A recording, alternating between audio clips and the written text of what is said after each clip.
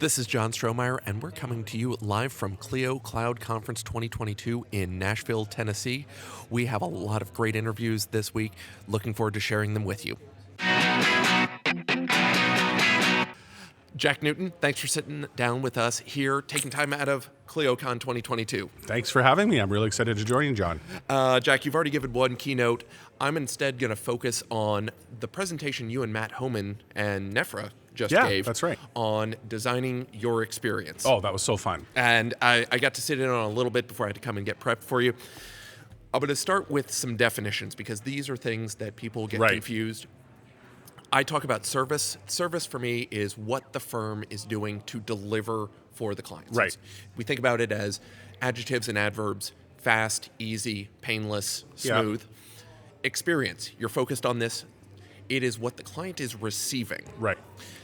It's not everything that the firm does, but your talk was focused on how do we design a better experience. Right. So before we get into the nuts and bolts of that, just go ahead and react to service versus experience for us. Yeah, I think it's an important distinction, and really, maybe the way I hear you describe it, I think of the client experience as the outcome or output of the service you're delivering. And I think there's a lot of law firms that think too myopically about just the service component, and really the impact that service component is having is on the experience your client is having. So I think a constructive way to think about it is, what is the experience you're trying to create for your clients, and working backwards from that. What are your clients' needs? Build empathy for what you're trying to enable for them, and then think about what is the service model that helps you deliver on that. I'll give you an example to make it concrete, but if you think about something as straightforward as wills, a lot of lawyers think, wills and estates lawyers think about the service delivery on wills and estates as a process that leads up to a piece of paper that they hand to their client and say, here's your will, go put it in a safe deposit box, I'll keep a copy in my office, and I'll probably never talk to you again. In the client-centered law firm, which is my book on this topic, I talk about working backward from the client's needs, building empathy for the client. And if you do that, you start to realize, the client's coming to you not with a piece of paper they're looking for as an outcome. They're looking for peace of mind, that their family's going to be looked after, if they pass away unexpectedly. And the way that you create peace of mind is not just by creating a piece of paper. You want to create an entire workflow and life cycle around that piece of paper. You start to realize, maybe to create that peace of mind, you actually want to create a subscription offering for a will, where you say, hey, rather than $1,000 up front for that piece of paper, I'm going to charge you $100 a year for a will that I will update free of charge or included in that fee anytime anything in your life circumstances change. You get married, you have kids, you get divorced, you move states, anything that might trigger an update to your will.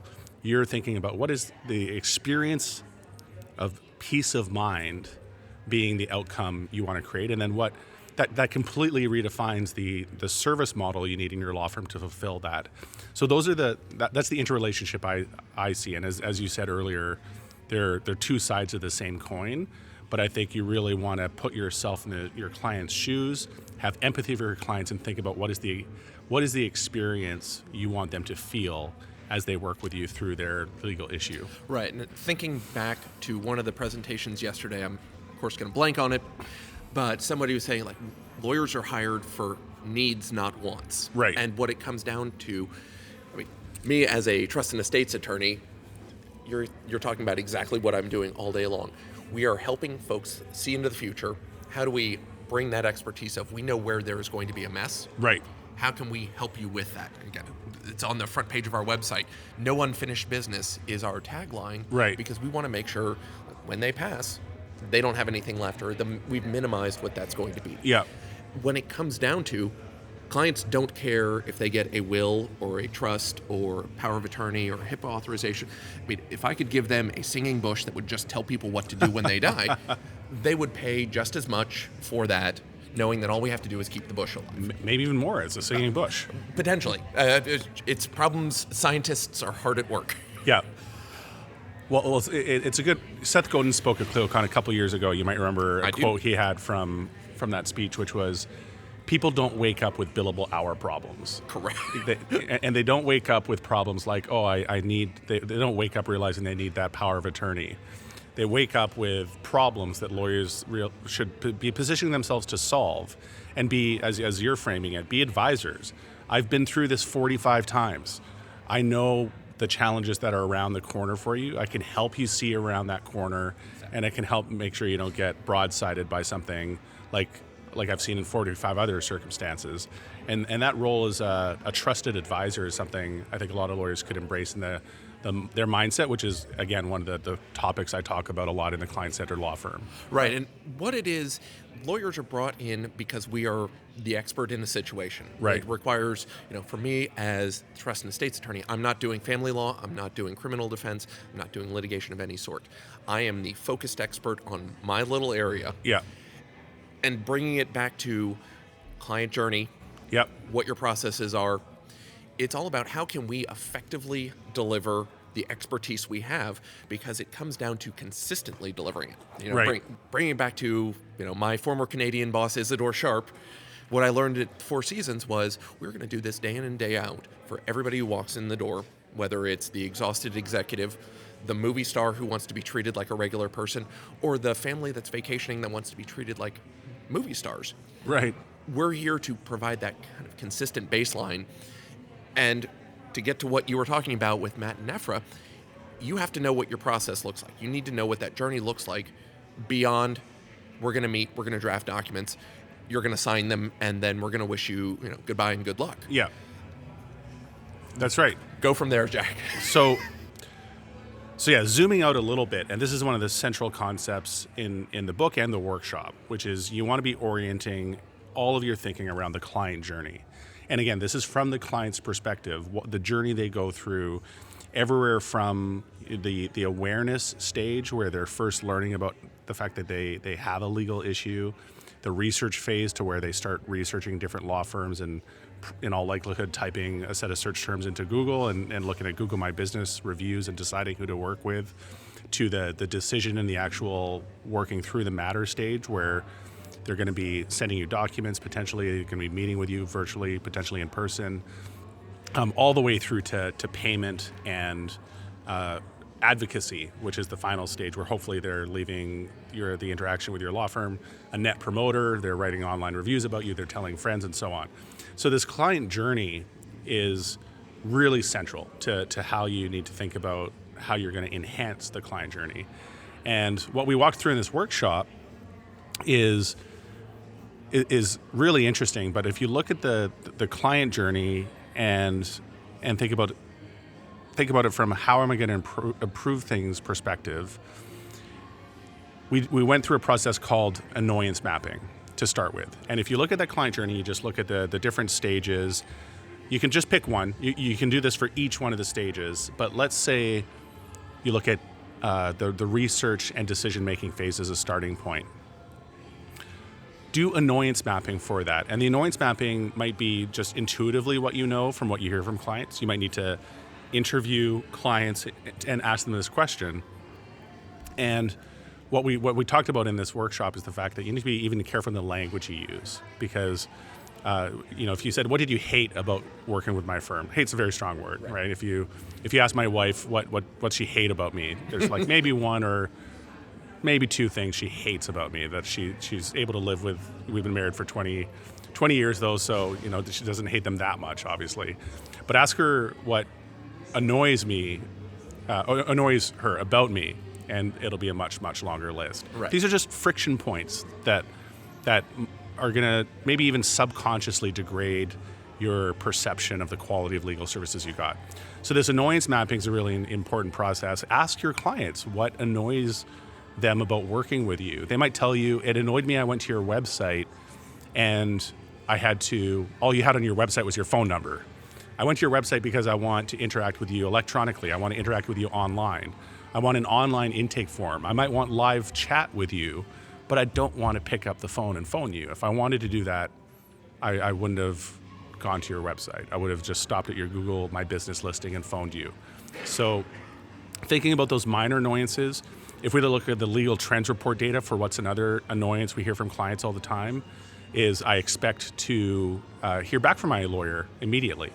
When I phone them and I tell them I've got a problem, I want to hear back. Their expectation is minutes. Again, we're in this real-time, impatient society, and we've been trained by every other product and service that we get more or less real-time reactions. So that annoyance mapping is another process we need to go through, and then building empathy and unpacking what's going on is a part of the workshop too. You might realize that the expectation isn't necessarily that you phone them back immediately, but that you receive their message and will phone them back. Right. That mental ease that's created by solutioning around how you might solve that problem was a big part of what we talked about as well. How do you identify those annoyances, and without saying the solution is to throw 10 additional staff at that problem, right, what kinds of experiments can we run to solve this problem? Right. I mean, it's something that when I started my firm 4.5 years ago, one of the big things I hated was voicemail. Even back then, I hated getting voicemail only because,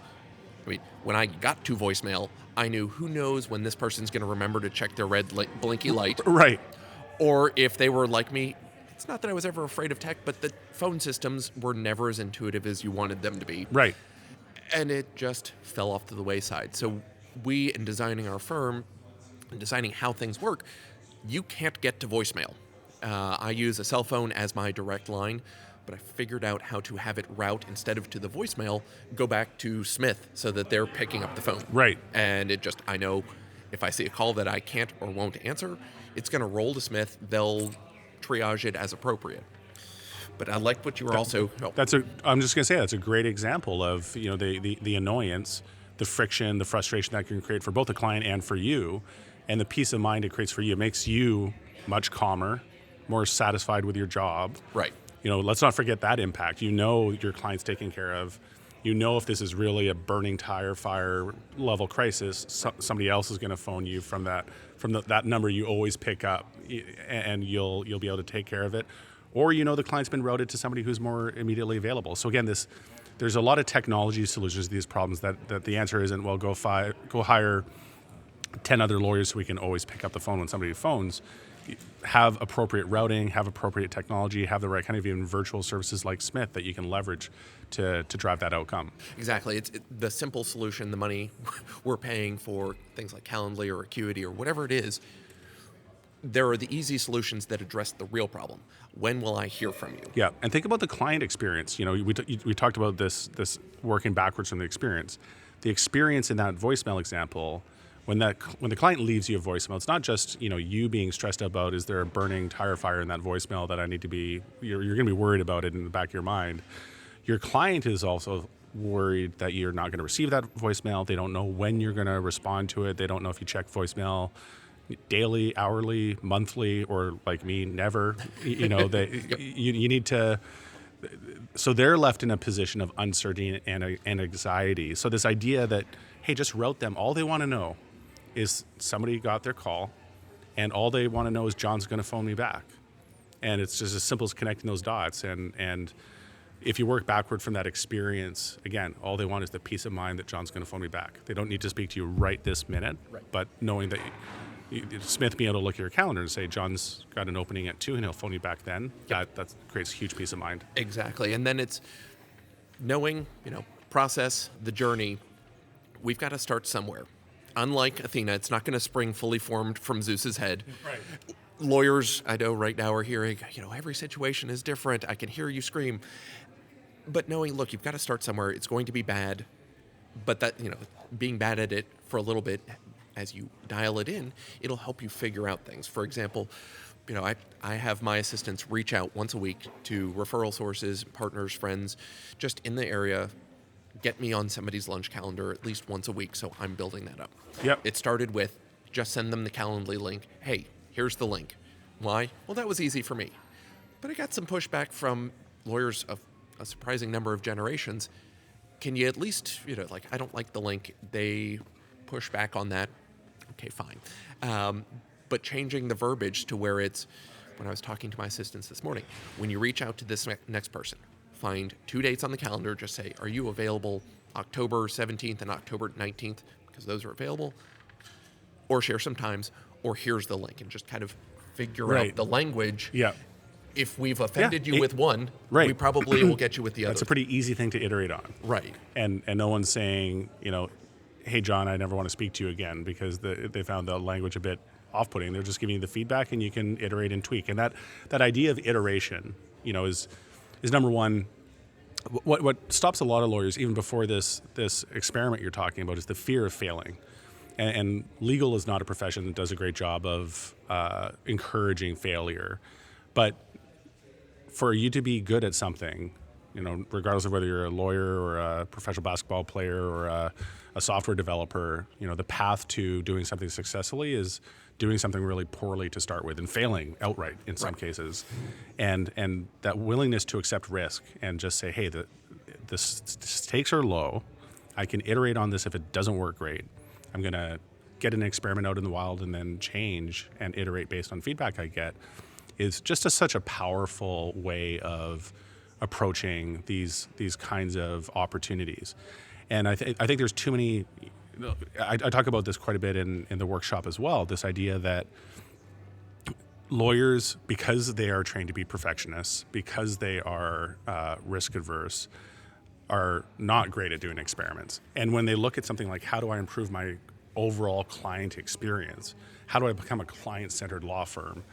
They tend to take a boil the ocean kind of approach to it. Like, I'm going to reinvent every aspect of how I work in my practice. I'm going to write out a huge project plan, and I'm going to change everything at once. And of course, the enormity of that quickly becomes the blocker on itself. And instead of doing anything, they do nothing. And it's just a big project plan and a bunch of half-written ideas on what this reinvented law firm looks like. What we encourage instead is go and hone in on one specific thing that you can start running an experiment on and see if it drives the outcome you want. And think about the kind of scale. Like, the right scale is, if I can do the experiment and have it in the wild in less than a week, that's the right kind of level of granularity. Like this lunch experiment you're talking about. That first email probably took you like 10 minutes to draft. It'll take you less than a week to perfect the messaging once you get a bit of feedback, and there you go. Set it on autopilot, and you've got your lunch date set for the next year. Right. Another great example is Patrick Pallas, who I work with really closely, good friend and collaborator on all things client-centered. He is dealing with workman comp claims where he's receiving the checks on behalf of his clients for settlements they've received. And similar to your voicemail example, one of the bits of anxiety and one of the annoyances that his clients identified was, I don't know when my check's in. So I'm always phoning your office. And he had staff that 80% of their job became taking these inbound calls with people basically saying, is my check in? Is my check in? Like polling every day, multiple times per day in some cases. And so Patrick said, well, I've identified the annoyance. Here's an experiment I'm going to try. I'm going to try telling my clients, don't worry about calling us. We'll text you when your check arrives. And he built, to start with, just a completely manual process for that. And he deals with a lot of cases, and this is something you'd eventually want to automate. And again, to the boiling the ocean example, a lot of firms might say, okay, well, we're going to build a full-blown texting solution. It's going to be highly technical capable. It's going to take us 6 months to implement and might cost $10,000. Patrick just said, hey, let's do a quick experiment. And that lady that used to be picking up calls all day long, she's just going to manually send a text message to clients when their checks come in. And we're going to see how that works. And they did the experiment, and it worked amazingly well. And then they can go to the work of systematizing it and building a process around it that is more scalable. But I think that's a great example of the kind of thing you can identify an annoyance and have an experiment out in the wild inside of a week and be seeing results within a week. And you start doing that really, really well, and you just become in the habit of building experiments and improving a little bit every day. And the other concept I talk about in the book that relates to this whole idea of experimentation is the idea of getting better every day, the idea of the aggregation of marginal gains. And if you do these little things that just make you a little bit better every day, and James Clear talks about this in his book, Atomic Habits, at the end of a year, if you've improved 1% every day, the magic of compounding, you might intuitively think like, oh, I don't know, are you like 100% better or 200% better at the end of a year? At the end of a year, you're 37 times better at something with getting 1% better every day. So lawyers, I think, really need to embrace this incremental, iterative, and experimental mindset to the way they approach improving their client experience. And you'll make it very digestible. You'll make the impacts immediate, and you can easily do it kind of off the side of your desk as you're going to have to, instead of hiring a dedicated project team that's going to do this boil the ocean approach. Right, and I mean, you picked up on a lot of it. It's lawyers are risk-averse pessimists. We think everything's going to go wrong, and that's our job. The problem is that is a great mentality for the technical skill set that we bring to bear on clients. The problem is we have to run a firm, which includes marketing and sales and all of the back of the house. Right. The problem is that doesn't benefit from that. Exactly. That mindset bleeds into places it is actually counterproductive rather than the right thing. That issues list for your client, the high stakes contract your client's about to enter with a partner. Build that issues list, identify all the risks. That's absolutely the right thing. But what makes a great lawyer on that front can make them very risk adverse and very slow moving on the business side of their law firm. Jack, I think that's probably the best place to end it for right now. I know you, Matt, and Nefra worked on this shorter, distilled version of the client-centered law firm. You mentioned that there's a way for folks who didn't make it to Clio this year to get it. Yeah. How can they get that? So we're going to make this workbook available on the law community, which is our community at Clio, where listeners can go. They can join this community online for free and access workshop materials like this. So if your listeners search for Clio Law Community, that'll be at the top of the list, and maybe I can give you a direct link that we can throw in the show notes. We will make sure and get that direct link right in the show notes. Jack, thank you so much for joining us. John, thanks for having me. Thanks so much for listening. You can find more info on us and get your free white paper on client service at 5starcounsel.com. You can get in touch with me at john@5starcounsel.com. If you enjoyed the podcast, please subscribe wherever fine podcasts are found and leave us a review wherever you can.